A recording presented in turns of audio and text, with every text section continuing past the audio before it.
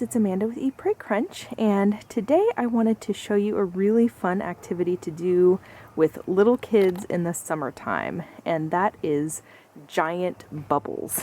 And these are not only giant bubbles, but they are nice smelling giant bubbles because we are adding some essential oil to them. I must admit that this is the second take of me trying to film this video. I was trying to make this solution earlier when my kids were still awake, and my methods were not quite working, and I had to reevaluate and figure out what worked. And now I can give you the best information from my trial and error. So I wanted to show it to you as I was making it, but since I was kind of experimenting with it so much, I just decided to make it and then just tell you what I did and then show you the result. So I got just a big old pan. This is just an old baking pan. With, I don't know, 2-inch sides, so there's plenty of room for liquid in there. And I have our Costco dish soap here. Here I have one of my old Now essential oils. This is one of the oils I got a very long time ago, before I was even into essential oils, before I got all my Eden's Garden essential oils and everything. So I am using the peppermint. And you can use any scent that you want. I just thought that would be a nice, fresh, summery smell. And then I have these containers over here, and this is just an old Gazillion Bubbles container. And I just have this here to refill with the solution that I made because I was, as you can see, I'm almost out. And then I have 2 more jars here. Since I made so much of it, I just wanted to put it in there to store. And we have these mason jar lids that have the little pour top. You just pop the top open like that and it closes. It's genius. So if I want to pour it into a container for use later, it'll be perfect for that. So most of the bubble recipes that I looked for online call for glycerin. And if you don't have glycerin hanging around the house, the other thing they recommended using was corn syrup. And you guys know us, we try to avoid consuming any kind of corn syrup in any way, shape, or form, so we don't have that in our house either. But I read that you can still do it without those things. You just have to be careful in how you mix it, because the purpose of the glycerin is to keep it from getting too sudsy like that, but a few suds won't hurt.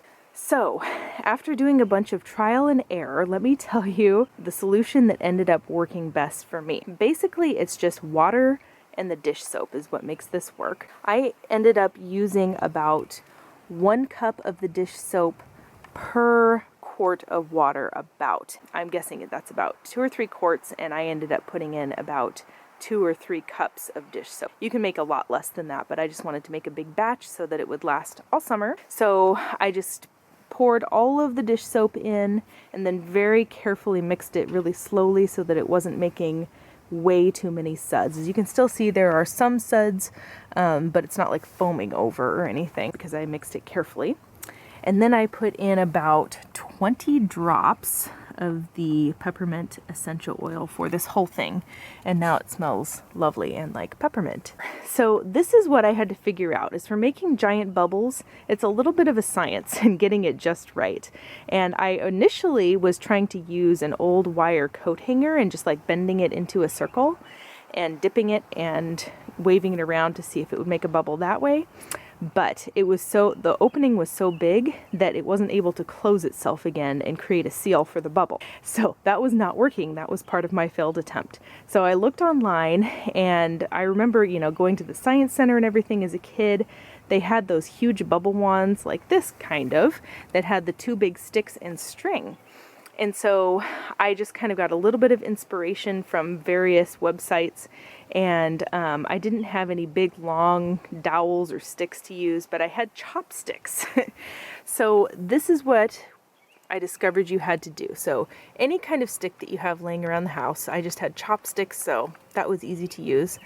And then you get 1 long piece of string or yarn. I used yarn.